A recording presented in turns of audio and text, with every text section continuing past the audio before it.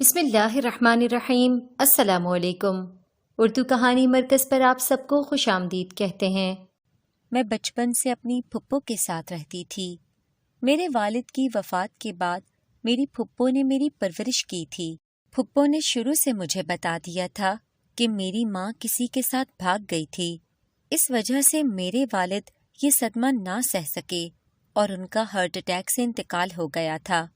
بیوی کی بے وفائی میرا بھائی سہ نہ سکا اور مرنے سے پہلے مجھے تمہاری حفاظت اور پرورش کی ذمہ داری سونپ گئے۔ پھپھو میرے سامنے یہ باتیں دہراتی رہتی تھیں۔ اپنی ماں کے متعلق اس قسم کی تلخ حقیقت جاننے کے بعد میں اداس ہو گئی تھی۔ میری عمر اس وقت 12 سال تھی جب میری پھپھو نے مجھے اس حقیقت سے آشنا کروایا تھا۔ پھر اس کے بعد وہ تقریباً ہر دوسرے تیسرے دن یہ رودات سناتی تھیں۔ بنا دیکھے ہی مجھے میری ماں سے نفرت ہو گئی تھی۔ ان کا نام کیا تھا، وہ کہاں رہتی تھیں، میں کچھ بھی نہیں جانتی تھی۔ تنہائی میں اپنی ماں سے باتیں کرتی تھی کہ انہوں نے یہ سب کیوں کیا، میرے والد کے ساتھ اور میرے ساتھ، لیکن مجھے کوئی جواب نہ ملتا تھا کیونکہ میں تو خود کلامی کرتی تھی جسے سننے والا خدا کے سوا کوئی نہ تھا۔ میں بچپن سے ہی بیمار تھی۔ ہر وقت میرا دل کرتا تھا کہ میں سوتی رہوں۔ صحت کی خرابی کے باعث میں صحیح طریقے سے تعلیم بھی حاصل نہ کر سکی۔ بمشکل ہی میں نے میٹرک پاس کیا۔ اس کے بعد تو دن بدن میری صحت گرتی چلی گئی۔ میری پھپھو میرا بہت خیال رکھتی تھیں۔ گھر میں میری پھپھو، ان کے شوہر، میں اور ان کا بیٹا رہتے تھے۔ میری سہیلی نے مجھے کہا کہ میں کھانا بنانا سیکھ لوں، شادی کے بعد کام آئے گا، لیکن میری صحت کو دیکھتے ہوئے میری پھپھو مجھے کچن میں پاؤں رکھنے ہی نہیں دیتی تھیں۔ میری نیند میں دن بدن اضافہ ہوتا چلا گیا۔ پھپھو مجھے ڈاکٹر کے پاس لے جاتی تھیں، لیکن میرا مسئلہ ڈاکٹر کو سمجھ نہیں آتا تھا۔ یہ ایک ہی ڈاکٹر تھا جو پچھلے کئی سالوں سے میرا علاج کر رہا تھا۔ ڈاکٹر مجھے ڈھیر ساری دوائیاں دے دیتا اور انہیں لینے کے بعد میں سوئی رہتی تھی۔ دوائیوں کی وجہ سے میرا معدہ خراب ہونے لگا تو میں نے دوائیاں بند کر دیں، لیکن پھپھو سے بات چھپائی۔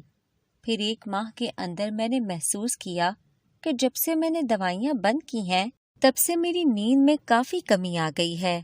میری صحت جو تیزی سے گر رہی تھی، دوائیاں بند کرنے کی وجہ سے اس میں کافی فرق آ گیا تھا، صرف 1 ماہ کے اندر ہی۔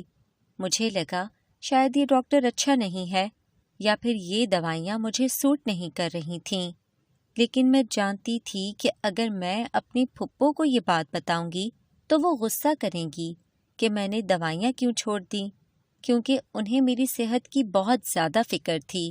وہ ہر وقت میرے بارے میں سوچتی رہتی تھیں اور سوچ سوچ کر انہوں نے خود کو ہلکان کر دیا تھا۔ کبھی کبھی تو پھپھو کو مجھ پر اس قدر پیار آ جاتا تھا کہ وہ اپنے ہاتھ سے نوالے بنا کر مجھے کھلاتی تھیں جیسے میں کوئی چھوٹی سی بچی ہوں۔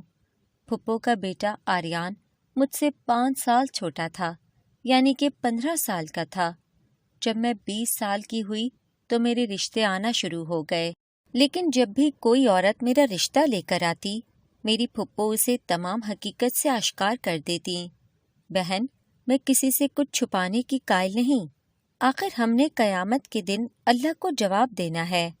میں آپ کو ابھی سے بتا رہی ہوں کہ میری بھابھی کسی کے ساتھ بھاگ گئی تھی، جس کی وجہ سے میرے بھائی کا صدمے سے انتقال ہو گیا، اور تب سے لے کر آج تک لاریب کو میں نے پالا ہے۔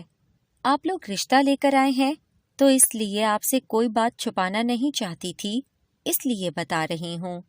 میں اپنے کمرے سے باہر نکلی تو یہ باتیں میری پھپھو ایک خاتون سے کر رہی تھیں جو میرا رشتہ لے کر آئی تھی۔ معاف کرنا بہن، ہم ایسی ماں کی بیٹی کو بہو نہیں بنا سکتے، ہماری طرف سے معذرت۔ آپ کا خوبصورت گھر دیکھ کر آئے تھے، لیکن ہمیں بھی زمانے کو منہ دکھانا ہے، اس خاتون نے کہا اور رخصت ہو گئی۔ اس کے بعد آئے دن یہی سب ہونے لگا۔ ہر 3 ماہ بعد میرا کوئی رشتہ آتا اور اسے یہی جواب دیا جاتا، اور پھر وہ رشتہ پلٹ کر آتا ہی نہیں۔ مجھے میری پھپھو کی سچائی نے بہت متاثر کیا تھا۔ مجھے ان کی یہ بات اچھی لگی تھی کہ وہ کسی سے باتیں چھپاتی نہیں ہے۔ ہمارے بڑے گھر کو دیکھ کر لوگ رشتہ لے کر آتے، لیکن مایوس ہو کر واپس چلے جاتے۔ وہ لوگ بڑے سے بڑے جہیز کی امیدیں لگا کر آتے، سوچتے کہ گھر اتنا بڑا ہے تو لڑکی کو کیا کچھ نہیں دیں گے۔ لارے بیٹا، ہم اتنا جہیز کہاں سے لائیں؟ ہمارے پاس تو اس گھر کے علاوہ اور کچھ بھی نہیں ہے۔ تمہارے پھپھا بھی معمولی سی نوکری کرتے ہیں، ہماری آمدنی نہیں ہے کہ ہم ان کو گاڑیاں جہیز میں دیں۔ پھپھو نے ایک دن افسردہ ہو کر مجھ سے کہا تو میں نے انہیں دلاسا دیا، کوئی بات نہیں، میری قسمت میں جو ہوگا وہ ہو کر رہے گا، آپ پریشان نہ ہوں، اور جو لوگ جہیز مانگتے ہیں انہیں تو لعنت دینی چاہیے، کیونکہ جہیز لینا اور دینا دونوں لعنت ہیں۔ اور میں حیران ہوتی ہوں کہ کیسے لوگ خوشی خوشی لعنت مانگ لیتے ہیں۔ میں نے ان کے گرد باہیں ڈالتے ہوئے کہا تھا کہ وہ خوش ہو سکیں، ان کی اداسی دور کرنے کے لیے میں کچھ بھی کر سکتی تھی۔ مجھے یاد ہے جب میں چھوٹی سی تھی تو ہم ایک دوسرے شہر میں رہتے تھے۔ میری عمر اس وقت 6 سال ہوگی اور اس سے زیادہ مجھے کچھ یاد نہیں۔ پھر ہم نے شہر اور گھر تبدیل کر دیا تھا اور اب یہاں بڑے بنگلے میں رہ رہے تھے، لیکن اس بنگلے کے علاوہ ہمارے پاس کچھ بھی نہیں تھا۔ پھر ایک دن اچانک میرے لیے ایسا رشتہ آیا جنہوں نے جہیز کی کوئی ڈیمانڈ نہیں کی۔ ہمیں کچھ نہیں چاہیے، جہیز کے نام پر 1 روپیہ بھی نہیں چاہیے، بس آپ ہمیں لڑکی دے دیں، جوڑے بھی ہم خود ہی اسے بنا کر دیں گے۔ میں کچن میں تھی اور یہ وہ خاتون بول رہی تھی جو میرا تازہ ترین رشتہ لے کر آئی تھی۔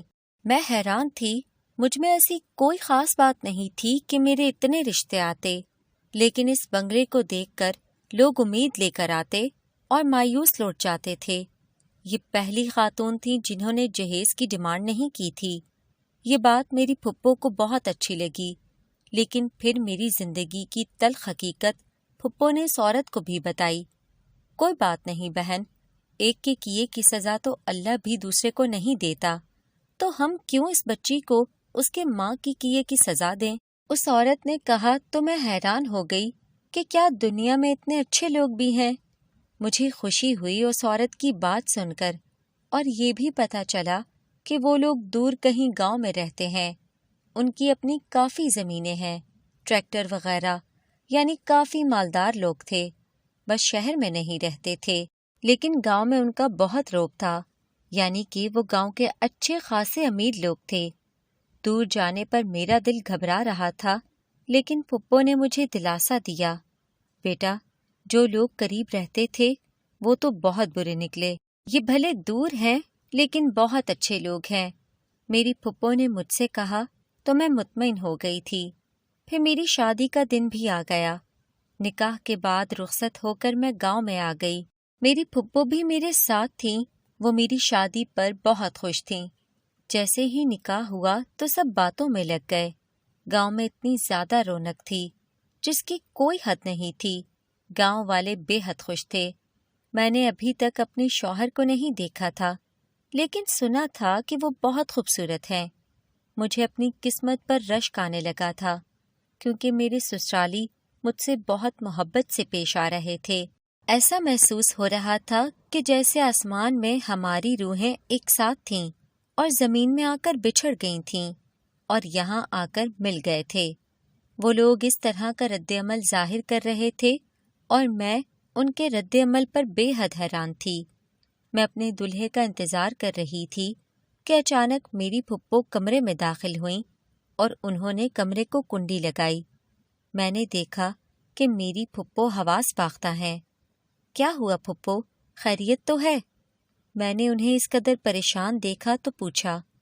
وہ گھبراتی ہوئی میرے قریب آ کر بیٹھ گئیں۔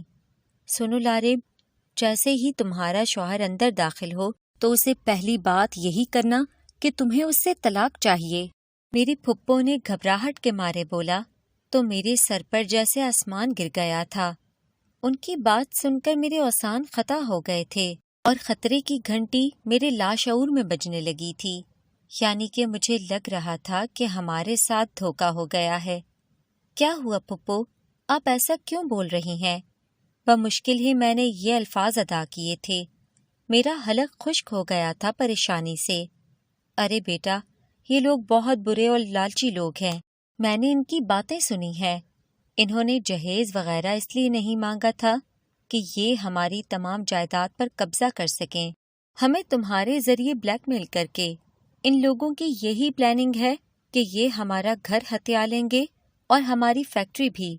پھپھو نے اپنی انگلیوں کو مروڑتے ہوئے پریشانی سے کہا۔ فیکٹری؟ لیکن پھپھو، ہماری تو کوئی فیکٹری نہیں ہے۔ مجھے پھپھو کی فیکٹری والی بات نے حیران کر دیا تھا۔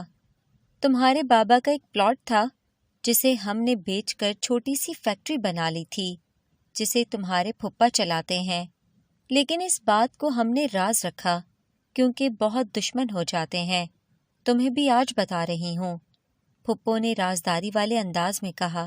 لیکن فیکٹری والی بات راز ہے تو ان لوگوں کو کہاں سے معلوم ہو گئی؟ میں نے حیرت سے پوچھا۔ یہ سوچ کر تو میں بھی پریشان ہو گئی ہوں کہ ان لوگوں کو ہمارے اتنے راز کیسے معلوم ہو گئے۔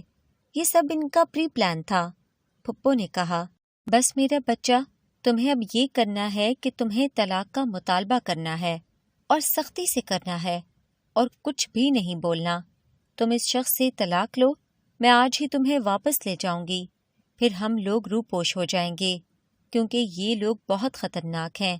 اب انہوں نے ہمیں تاڑ لیا ہے، پھپھو نے کہا۔ باہر سے کچھ آوازیں آنے لگیں۔ دلہا شاید آ رہا تھا اور اس کے دوست گانا گاتے جا رہے تھے۔ لگتا ہے تمہارا شوہر آ رہا ہے، میں جا رہی ہوں اور جیسا میں نے کہا وہی کرنا اور اس کی ایک نہ سننا۔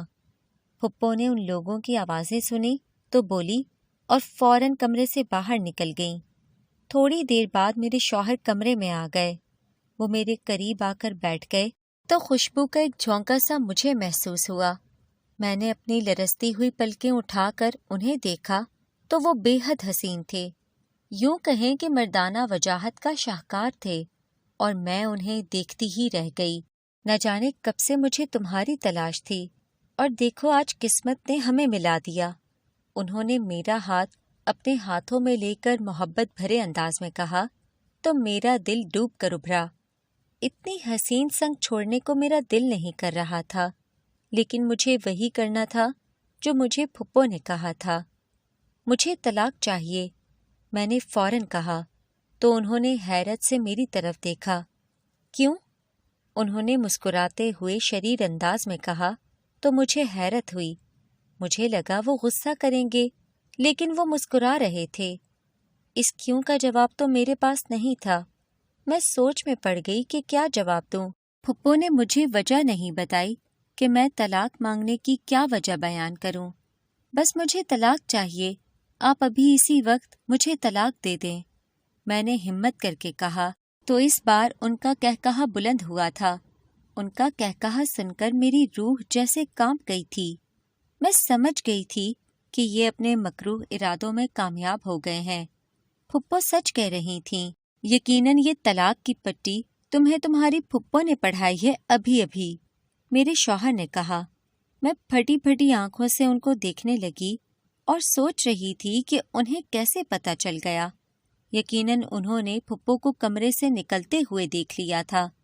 مجھے کچھ نہیں پتا، بس مجھے طلاق چاہیے، اس بار میں نے سختی سے کہا۔ وہ اپنی جگہ سے اٹھے اور الماری کی طرف گئے اور وہاں سے ایک تصویر نکال کر میرے آگے بڑھائی۔ اس لڑکی کو جانتی ہو؟ انہوں نے تصویر مجھے تھماتے ہوئے کہا تو میری حیرت کی انتہا نہ رہی، کیونکہ وہ میری بچپن کی تصویر تھی جس میں میری عمر 4 سال تھی، اور انہی کپڑوں میں ایک تصویر میرے اپنے پاس میرے گھر میں بھی پڑی ہوئی تھی۔ مجھے اچھی طرح سے یاد تھا۔ یہ تصویر آپ کے پاس کہاں سے آئی؟ میں نے ان کی طرف دیکھتے ہوئے حیرت سے پوچھا تو وہ پھر سے میرے سامنے بیٹھ گئے۔ تم میری بچپن کی منگیتر ہو لاریب، اور یہ عورت جسے تم اپنی پھپھو کہہ رہی ہو، یہ تمہارے ماں باپ کی نوکرانی تھی۔ یہ عورت اور اس کا شوہر میرے ماموں کے گھر میں دونوں نوکر تھے۔ تم میرے ماموں کی بیٹی ہو، اس عورت کی بھتیجی نہیں، اور اب جب کہ تمام حقیقت اس عورت کو معلوم ہو گئی ہے تو یہ تم سے طلاق کا مطالبہ کرنے کا کہہ رہی ہے۔ انہوں نے کہا تو میں حیران ہو گئی۔